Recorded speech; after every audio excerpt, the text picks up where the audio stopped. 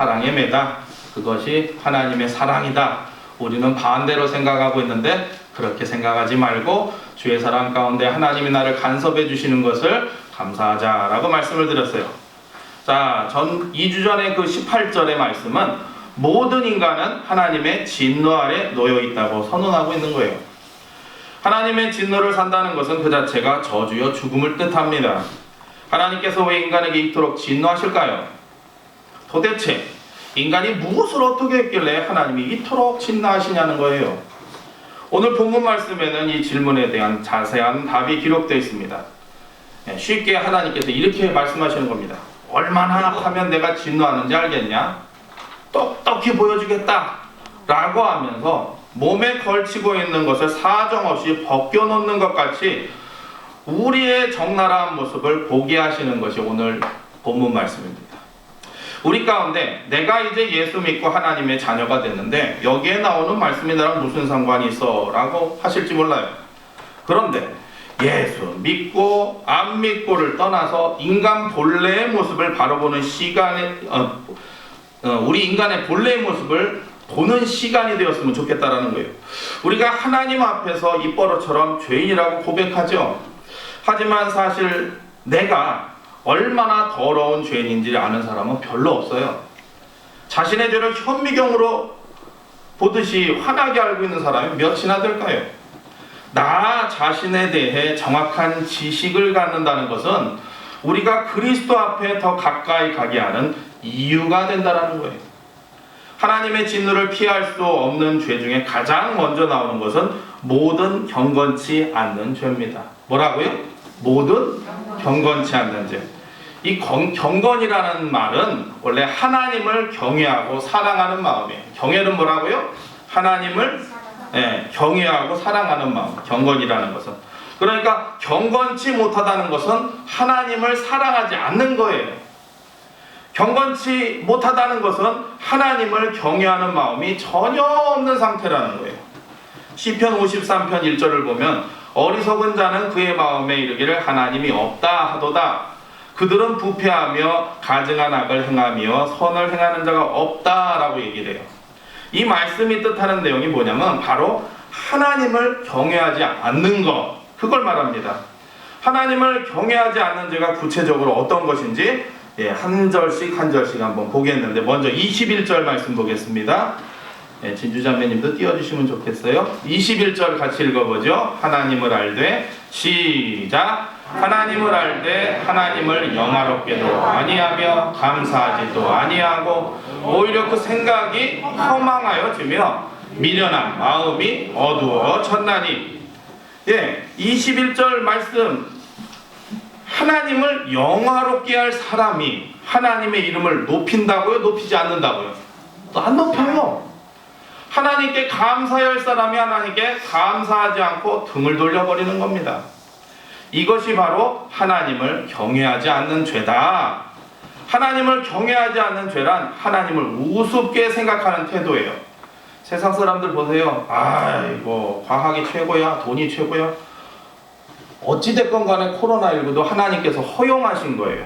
왜? 더 이상 저렇게 갔다가는 여러분 아세요? 빙하가 다 녹았어요. 만년설이 녹고 있어요. 기온이 올라가요. 그래서 미국에서는, 호주에서는 2달, 3달 동안 불이 안 꺼지잖아요. 이게 어떻게 좀 돼야 되는데 질병이 나니까 지구가, 사람이 나만 생각하고 잘 먹고 잘 살아야지. 2025년도부터는 이제 경유 휘발유 차 못 타고 다닙니다. 그때부터는 전기, 수소. 그래서 요즘 그렇게 이제 5년밖에 못 팔아먹는 거예요. 기존의 기업들이. 왜요?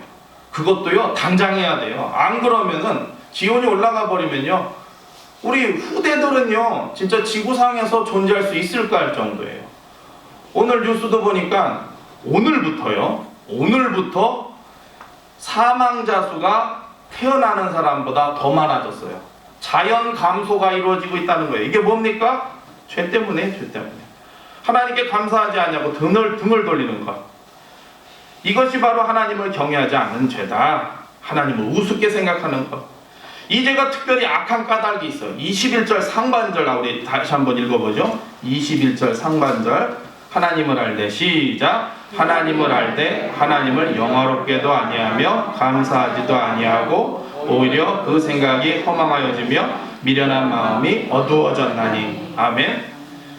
이 상반들에 지적하고 있는 것은 하나님을 알면서 어떻게 한다고요? 여러분들도 어디를 갔는데 반가워가지고 손을 내밀려고 그러는데 휙 하고 지나가 버리면 어떻게 돼요? 저 인간이 나를 무시했어. 왜 그랬을까? 근데 그 사람은 급한 게 있어서 화장실 가느라고 못 본 건데.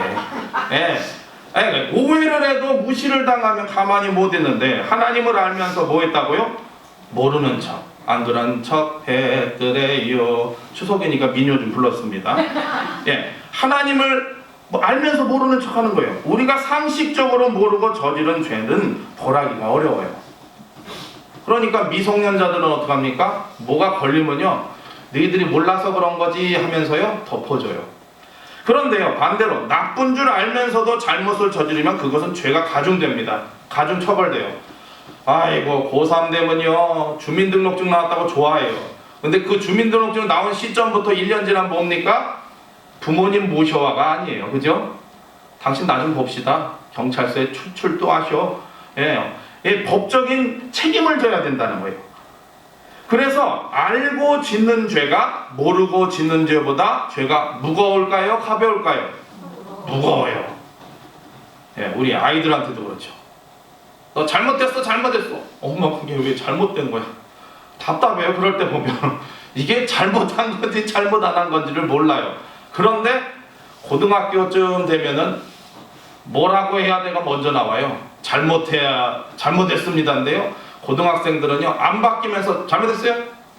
그 시간만 변하려고 잘못했어요? 하면은요 그냥 혼나죠. 용돈이 끊기든지 밥이 안 나오든지. 그래서 가중처벌됩니다.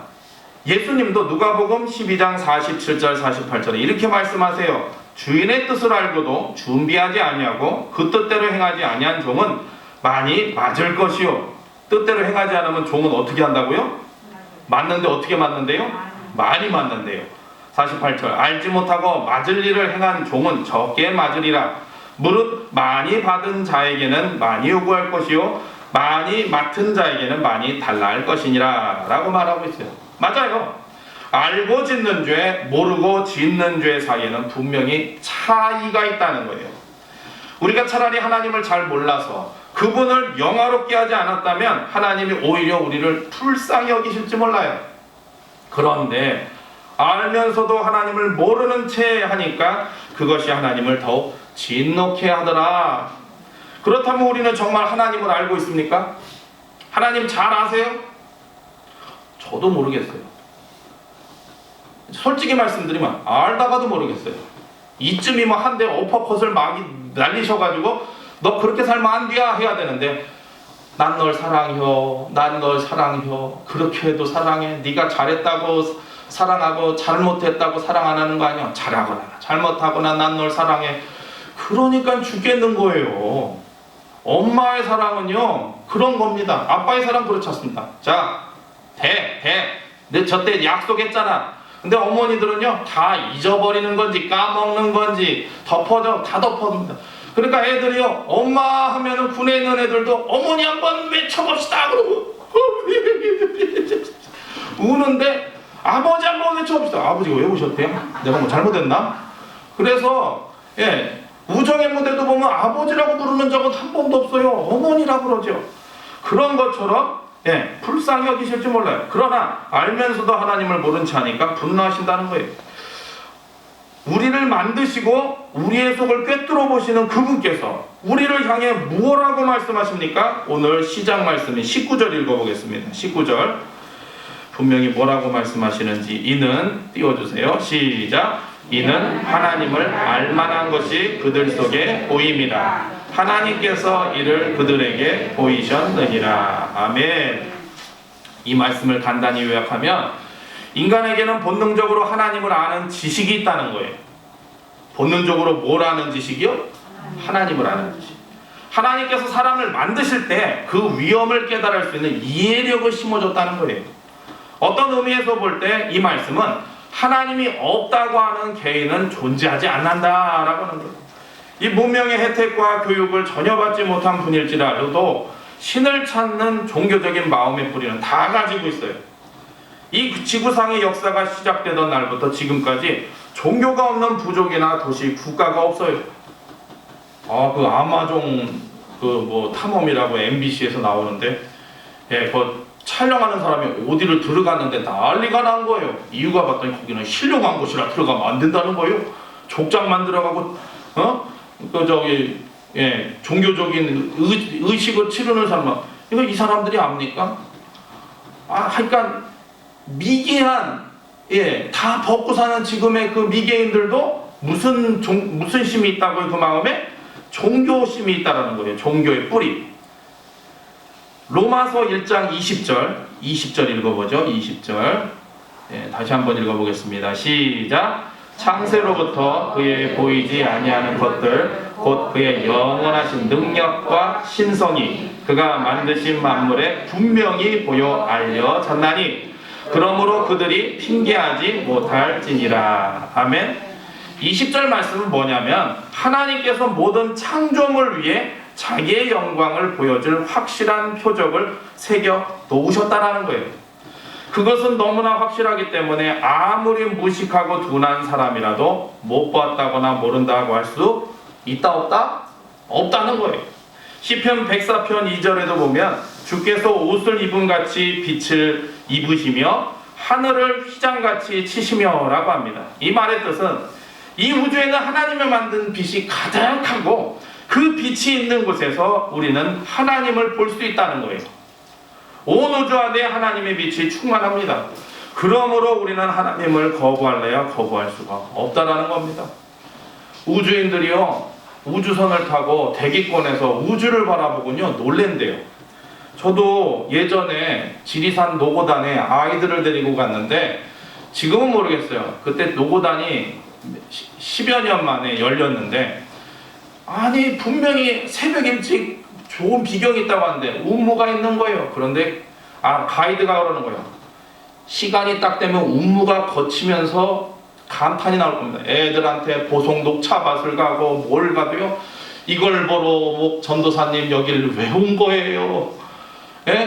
그림에도 있고 인터넷에도 있는데 이걸 보러 왜 왔냐고 투덜투덜합니다. 보송차 밭에 가가지고 야 서라 사진 찍자 했더니 여기서 왜 찍어요?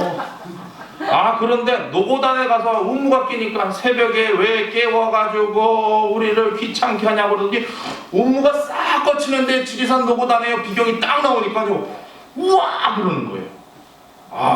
진짜 아이들이요, 와 이건 사람이 만들 수 없죠. 하나님의 솜씨죠. 할렐루야. 만물을 보고 그런 나온다는 거예요. 우리가 세상을 바라보면 하나님의 존재를 자연스럽게 알게 됩니다. 세상뿐만 아니라 우리 몸이 신비로움도 창조 하나님을 부인할 수 없는 증거가 됩니다. 그러므로 자연 만물을 보거나 우리 자신의 몸을 보거나 이 모든 것을 만드신 하나님이 계시다는 사실을 얼마든지 인정할 수 있다는 거예요. 하나님으로부터 나오지 않은 것은 하나도 없습니다. 하나님은 세상을 창조하셨기에 그것을 무한하신 권능으로 유지하고 지혜로 다스리며 선을 보존하고 계시다라는 거예요. 여러분, 올 여름은 무덥진 않았어요. 그러나 여름 생각하면 뭡니까? 몇 년 전에 우와 자는데요 물에 빠진 줄 알았어요. 밤에 땀이 나오는데 저희는 에어컨도 안 틀죠. 애들은 아빠 춥겠어 에어컨 한 번만 틀어.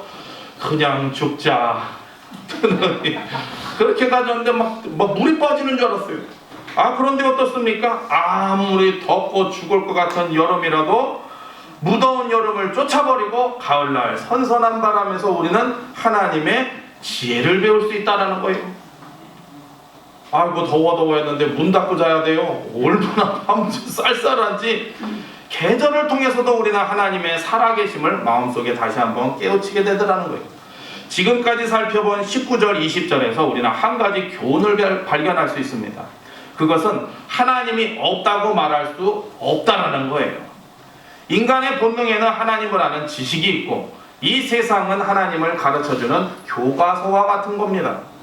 그렇기 때문에 하나님을 몰라서 그분을 영화롭게 못했다는 논리는 절대 성립될 수 없다라는 말씀이 19절 20절입니다. 사람들이 하나님을 알고도 섬기지 않을 뿐입니다. 자기들의 생각을 합리화하기 위해서 하나님이 없다고 말하는 것뿐이에요. 그러면 왜 사람들은 하나님이 계시는 줄 알면서도 고의로 하나님을 영화롭게 하지 않는, 하나님을 경외하지 않는 죄를 범하느냐? 우리 21절 읽어보겠습니다. 21절. 왜 그럴까? 21절 하나님을 알되 시작. 하나님을 알되 하나님을 영화롭게도 아니하며 감사하지도 아니하고 오히려 그 세상을 험하게 여기며 일어나는 마음이 어두워졌나니. 아멘. 첫 번째 이유는 인간의 마음이 죄로 인하여 어두워졌기 때문입니다. 마음이 뭐로 인하여 어떻게 됐다고요? 죄로 인해서 어두워졌어요. 허망하여지며 라는 것은 죄가 들어오니까 생각이 부정적인 것으로만 가는 거예요. 그러니까 마음이 어두워지는 겁니다. 부패한 마음 속에서는 하나님에 대한 바른 지식이 뿌리를 내리지 못해요. 욕망이라는 것이 마음을 온통 뒤엎고 있기 때문에 하나님을 알기는 알지만 그분을 영화롭게 할 만큼 능력을 갖지 못하더라는 거예요. 두 번째 이유는 22절 읽어보겠습니다. 22절 시작. 스스로 지혜 있다 하나 어리석게 되어. 다시 한번 읽어보죠. 시작. 스스로 지혜 있다 하나 어리석게 되어. 스스로 뭐라고요? 지혜가. 근데 어떻대요 그게? 어리석은 거래요. 지혜가 뭡니까? 하나님을 두려워하고 순종하는 게 우리 믿는 자들에게 지혜입니다. 그러므로 사람이 자칭 지혜롭다고 하는 것은 거짓 지혜입니다. 거짓 지혜.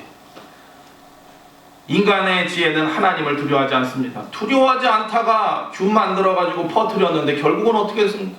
전 세계가 지금 10개월째 미국의 타임스퀘어라고 하면은 그 뉴욕의 타임스퀘어는요 전 세계에서 제일 비싼 동네고 하루 매출이 억을 안 나면 거기에서 매장을 할 수 없어요.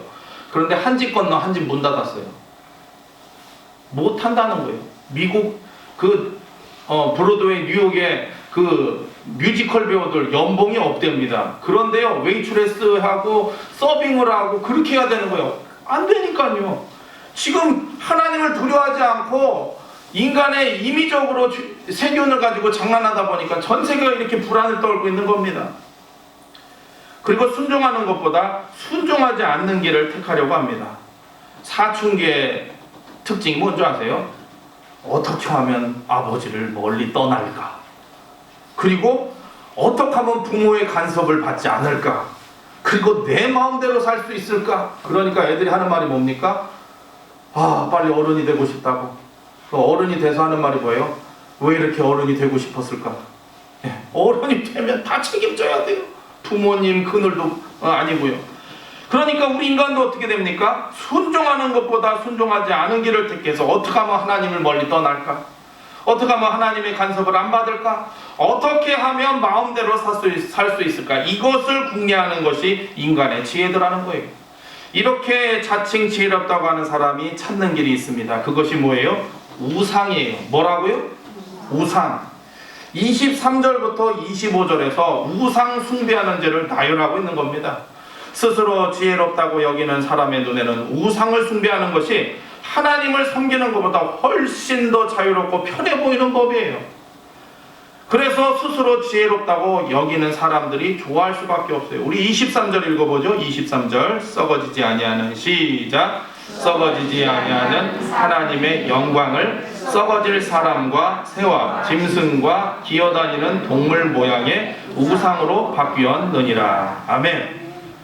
하나님을 두려워하는 순종하는 참된 지혜를 거부하고 자기 지혜대로 살겠다고 택한 길이 우상 숭배입니다. 우상 숭배는 본질상 두 가지 특징이 있어요. 첫 번째는 섬기기에 편한 신을 만든다는 거예요. 내가 섬기기에 어떤 신을 만든다고요? 편한 신을 만드는 거예요. 자기 마음의 편한 방향으로 우상을 만듭니다.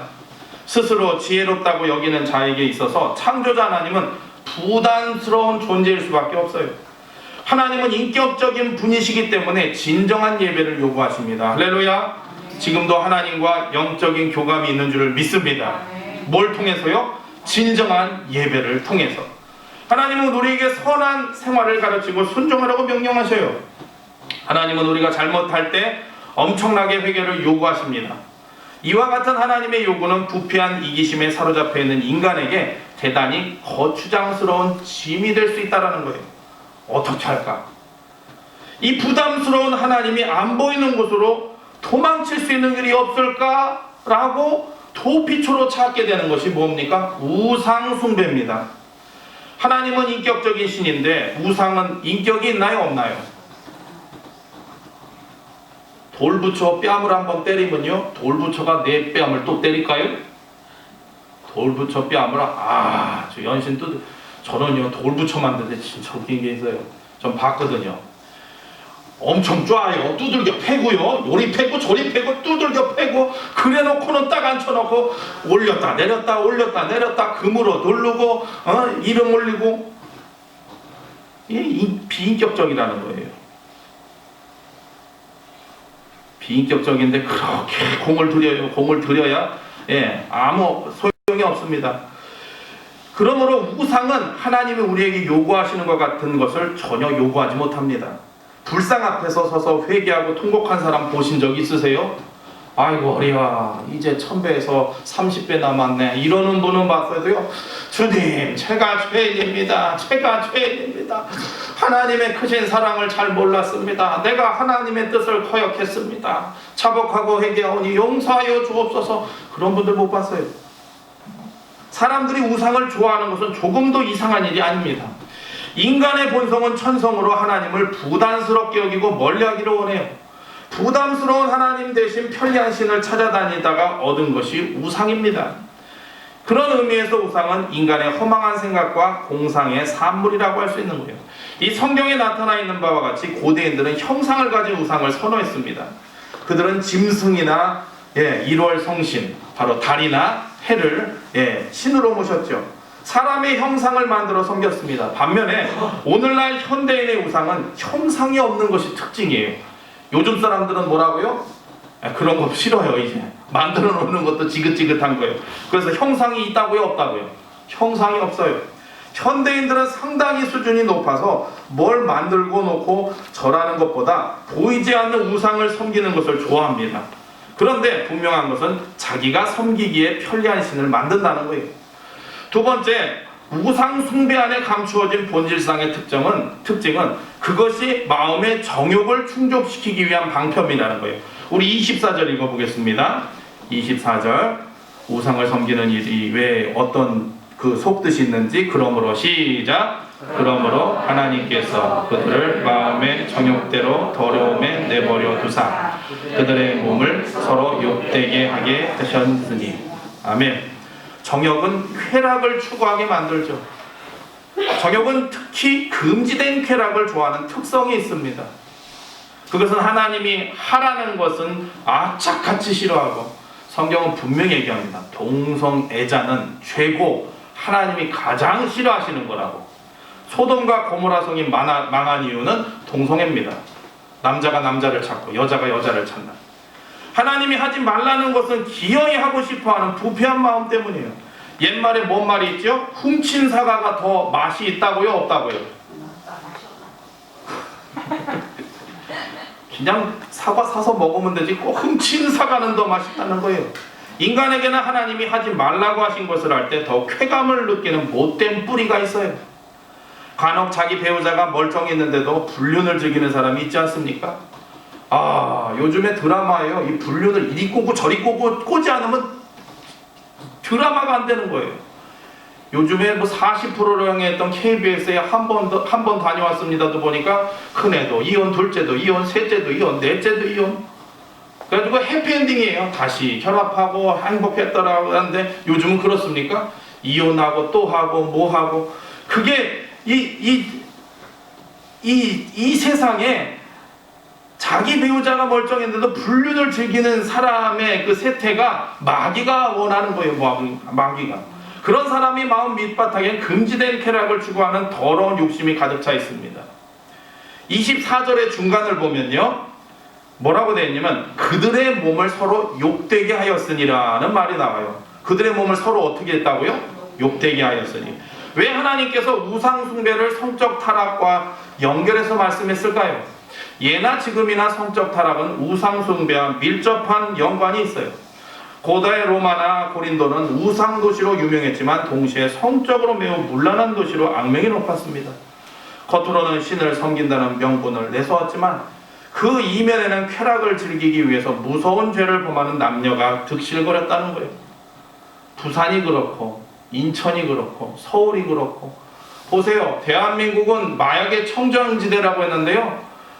하여튼 대한민국에 이번에 코로나 때문에 올라간 것도 있지만은 코로나 기간 동안 우리는 어떻게 됐든 외국 사람들 들어오게끔 계속 허용해줬어요. 지금 우한 사람들 들어오잖아요. 그러다 보니까 마약을 수출하는데 아주 기지가 됐어요. 기지. 그래서 뭐 누구 유력자도 딸인가 아들이 마약을 해가지고 문제가 된 경우도 있고요. 그런 것처럼 이 도시가 발달되면 제일 먼저 되는 게 뭐냐면 금지단 쾌락, 이 성적 타락이라는 거예요. 오늘날도 마찬가지입니다. 우상 숭배를 하면 할수록 현대인들은 자기 쾌락을 추구하는 함정에 빠집니다. 우상 숭배 안에 자기 욕망을 충족시키려는 본질이 있기 때문이에요. 그렇다면 현대인들이 섬기는 우상이 뭘까요? 현대인들이 가장 섬기고 있는 우상 따라해 보시기 바랍니다. 나 자신이다. 현대인들의 최고의 우상이 누구라고요? 나 자신이요. 나. 인간을 신으로 생각하는 겁니다. 인간을 신으로 보기 때문에 관심이 하나님께 있는 것이 아니라 누구에게 집중되는 겁니까? 나요. 나. 이기적인. 그러니까 요즘 보십시오. 음식점도 가면요. 무슨 도서관인 줄 알았어요. 칸막이로 딱 뜨고 1인 그걸로 해가지고 서로 아니 어떻게 밥 먹는데 벽을 쳐다보면서 벽 쳐다보는 게 아니라 또 모니터도 달아놨더라고요. 그러면서 먹는데 저는 혼자 죽어도 밥 못 먹어요. 둘이 보면서 좀 주거니 받거니 해야지. 그러니까 이기적인 그 시대를 반영해서 돈 버는 사람들은 그렇게 하는 거예요. 요즘에 보니까요. 투룸도 아니에요. 원룸이 그렇게 팔려요. 원룸이. 생각해보세요. 30평에 하나가 아니라 3개를 집어넣어서 10평씩 해가지고 하니까요. 수익도 남는다는 거예요. 자기에게로 집중되었다는 말씀을 드리는 겁니다. 인간을 신이라고 생각할 때 자연히 인간은 신처럼 무한한 잠재력을 가지고 있다는 착각을 하게 됩니다. 여러분, 우리가 힘이 있습니까? 이제 자녀 낳고 시간이 한 10년 지나면 뭘 느끼죠? 내가 할 수 있는 게 아무것도 없다. 우리 자녀들도 중고등학교만 되면요. 아빠가 슈퍼맨이고 엄마가 슈퍼우먼인 줄 알았는데 세상에 나 이렇게 힘이 없는 사람이 우리 엄마 아빠고 이렇게 나약하게 그지없는 사람이 우리 엄마였다니 아빠였다니 라면서 하는 거예요. 그러니까 어떻게 됩니까? 철든 녀석들은 그때 열심히 공부하는 거고 철 안 든 애들은 에이 나도 몰라 그냥 방탕하게 그냥 살고요.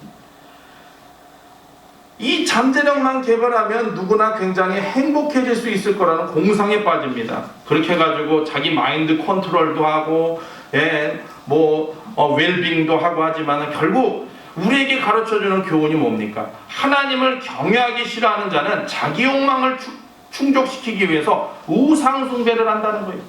우상 숭배 안에는 내 자신을 하나님 자리에 앉히려고 하는 교만이 숨어 있다는 거예요. 뭐가 숨어 있다고요? 교만입니다. 아까 기도에도 있었지만요. 사회주의의 최고의 교만은 뭔지 아십니까? 이 사회주의 막스 렌닌이라든지 칼 막스라든지 이런 사회주의에 나왔던 게 이 시작은 성경이에요. 공동사유재산이라고. 근데 결국은 공동사유재산이 아니라 누가 먹죠? 머리들이 다 나눠 먹고요. 밑에 하부부 쪽은요 그냥 굽는 거예요. 그럼 결국은 무엇이 뭡니까? 자기 자신을 하나님 자리에 앉히려는 교만 때문이라는 거예요. 결국은 소비에트 연합 공산국가도 무너졌고요. 중국도 무너져서 자유경쟁체제가 돌아왔고요. 그러므로 우상숭배가 얼마나 무서운 죄입니까? 얼마나 하나님을 모독하는 행위입니까? 당연히 하나님의 진노를 끌어들일 수밖에 없다라는 거예요. 자, 우리 23절 읽어보죠. 23절입니다. 23절 시작. 썩어지지 아니하는 하나님의 영광을 썩어질 사람과 새와 짐승과 기어다니는 동물 모양의 우상으로 바뀌었느니라. 여기에서 우상으로 뭐 하였느니라고 말씀하죠? 바뀌었다 그래요. 이 말씀의 뜻은 하나님의 영광을 다른 것과 바꾸었는데 그것이 무엇입니까? 하나님을 피조물로 바꿔치게 한 거예요. 이것이 우상입니다. 대한민국도 60, 70년대 하나님 영과 진리로 예배합니다. 우리의 연약함을 돌보소서 했는데요. 80년대, 90년대 한 영혼의 예수 그리스도로 말미암은 구원의 확신과 하나님의 자녀로서 하나님을 경외하는, 하나님을 우습게 알지 않게 하고 영과 진리로 예배하는 사람을 하나씩 만들어야 되는데, 그냥 사람들을 대거 모으고 성장병만 차리다 보니까 교회 안에 믿는 사람들이 없는 거예요. 교회 안에 또 무엇이 만연합니까? 이 성적인 타락도 만연되어지게 되고, 또 물질을 놓지 않게 되다 보니까 어려움이 교회에 바로 세상 사람들에 대한 지탄으로 바뀌어지더라는 거예요. 이것이 우상숭배입니다. 그러면서 25절 한번 읽어보죠. 25절. 시작. 이는 그들이 하나님의 진리를 거짓 것으로 바꾸어 피조물을 조물주보다 더 경배하고 섬김이라. 거기까지요. 25절 상반절 말씀처럼 이들은 하나님의 진리를 거짓 것으로 바꾸는 거예요. 이처럼 자기 자신을 하나님보다 더 경배하고 섬기는 것을 우상숭배라고 합니다. 대한민국에 지금 가장 큰 법이 진행되고 있어요. 동성애자법, 그 철폐라는 것과 또 뭐냐면 낙태예요. 낙태. 24주가 되는 아이도, 24주이 지난 아이도 전에는 낙태를 해도 된다. 생명인데요. 살인입니다. 살인. 아니, 이 정권은 왜 그런지 모르겠어요. 저는 말씀드리지만 좌도 우도 아니고 여도 야도 아니에요. 그런데 하나님 말씀에 가장 중요한 것이 뭡니까? 생명을 귀중히 여기라는 거고, 하나님께서 가장 큰 죄로 여기는 게 동성애인데 그거를 풀자는 거예요. 그리고 낙태를 하자라는 거예요. 그러나 그것은 하나님이 기뻐하시지 않는 것임을 여러분 기억하시기를 바랍니다. 그게 진리로, 거짓 진리로 바꾸고 있는 거예요. 이것은 가장 무서운 죄입니다. 하나님을 인정치 않는 일이기에 이것 때문에 무서운 죄가 이것보다 무서운 큰 죄가 더 없습니다. 이런 이유 때문에 우상 숭배를 놓고 우리 믿음의 선배들은 생명을 걸고 싸웠어요. 다니엘서를 보세요. 거기에 다니엘과 세 친구 이름 뭐죠? 사드락과 메삭과 아벳느고, 이 사람들이 나와요. 그들은 우상 앞에 절하라는 왕의 명령을 거부하고 느부갓네살 왕 앞에서 이렇게 얘기합니다. 이 일에 대하여 왕에게 대답할 필요가 없나이다. 우리가 풀무불에 들어가서 다 죽는 한이 있다 할지라도 왕의 신들을 섬기지도 아니하고 절하지도 아니할 줄 아옵소서 하면서 죽기를 각오하고 대항하는 것을 볼 수가 있어요. 여러분, 오늘 이 말씀 앞에 우리는 예수 믿기 이전의 본래 모습이 어떠했는가를 벌거벗은 것처럼 보게 되는 것을 여러분 기억하시기를 바랍니다. 만일 우리가 지금까지 예수를 모르고 살았다면 어떤 사람이 되었을까요? 우리 마음에 하나님 두기를 좋아했을까요? 하나님께 감사하는 사람이 되어 있을까요? 아니에요. 분명합니다. 하나님을 안다고 하면서 하나님을 영화롭게 하고 하나님께 감사드리는 것을 굉장히 부담스럽게 여기고 있을 것이 분명합니다. 좀 더 내 욕심대로 살 수 있을 길이 없을까? 내가 하나님처럼 대접받을 수 있는 길이 없을까 하며 살아왔을 것이 틀림이 없습니다.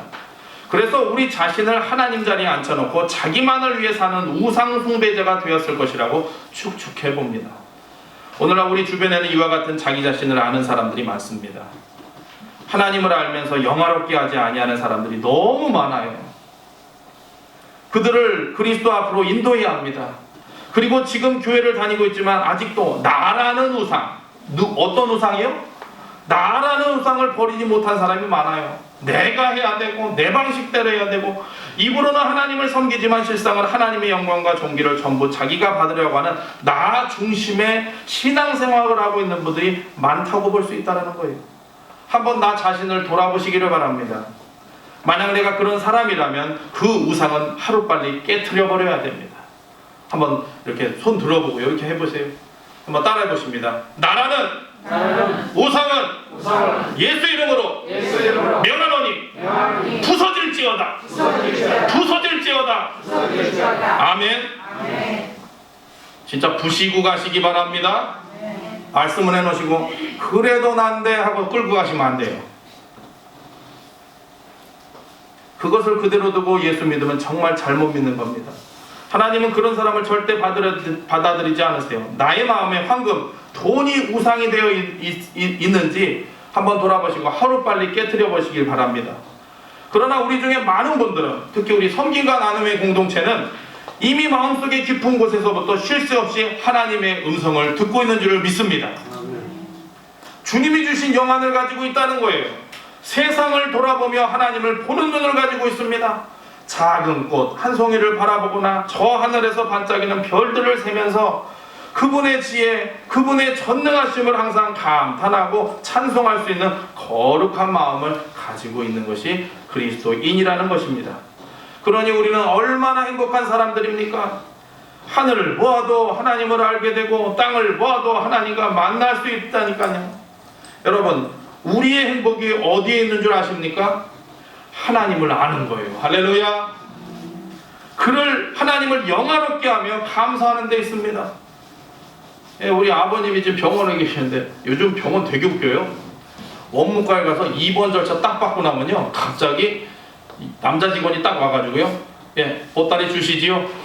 보따리하고 아버님 옆구리 딱 치시고 바로 가십니다. 쫓아가면 어디 마세요? 엘리베이터까지 만드는 거 여기는 안 됩니다 하고 얼굴도 못 봅니다. 예, 예. 그러고 또 저희 어머니 또 아침에 문 여셔야 되고 뭐 하시고 해야 되는데 여기 분들도 다 동일하실 거예요. 요즘 얼마나 힘든지 하루하루 사는 게 기적이에요. 내일은 문을 열 수 있을까? 오늘은 감당할까? 우리 김병현 집사님 상대유통도 추석날 저기 사람들이 많길래 집사님 그래도 상대는 괜찮네요. 아니요, 목사님 몰라서 그러신게 하루에 4천만 원 5천만 원씩 마이너스래요. 상대유통에서 하루에 마이너스가 4천만 원 5천만 원. 그러니 여러분, 그런 가운데서도 하나님께 감사가 나올 수 있는 것, 하나님의 구원받은 자녀의 모습의 증거임을 믿습니다. 이것이 우리의 행복의 절정입니다. 오늘 마지막 본문 25절을 읽어보겠습니다. 다시 한번 읽어보죠. 아는 그들이, 시작. 이는 그들이 하나님의 진리를 거짓 것으로 받고 피조물을 조물주보다 더 경배하고 섬김이라. 주는 곧 영원히 찬송할 이시로다. 아멘. 하반절에 뭐라고 되어 있죠? 따라해 보시죠. 주는 곧 영원히 찬송할 이시로다. 아멘. 할렐루야. 사도 바울이 소리 높여 이렇게 찬송하는 겁니다. 바울의 고백이 곧 우리의 고백이 되시기를 바랍니다. 예수 그리스도로 말미암아 우리는 하나님을 섬기고 경배하는 거룩한 백성이 되었습니다. 그래서 우리는 날마다 바울처럼 이런 찬양을 부를 수 있는 행복 속에 살 수 있다라는 거예요. 이와 같은 축복을 받은 사람이 어떻게 하나님을 영화롭게 하지 않으며 하나님 앞에 감사하지 않을 수 있겠습니까? 오늘 이 말씀을 듣는 모든 분들이 예수 그리스도 안에서 내 모든 생애가 하나님을 경외하고 사랑하는 마음이 충만하시기를 예수님의 이름으로 간절히 축원합니다. 예,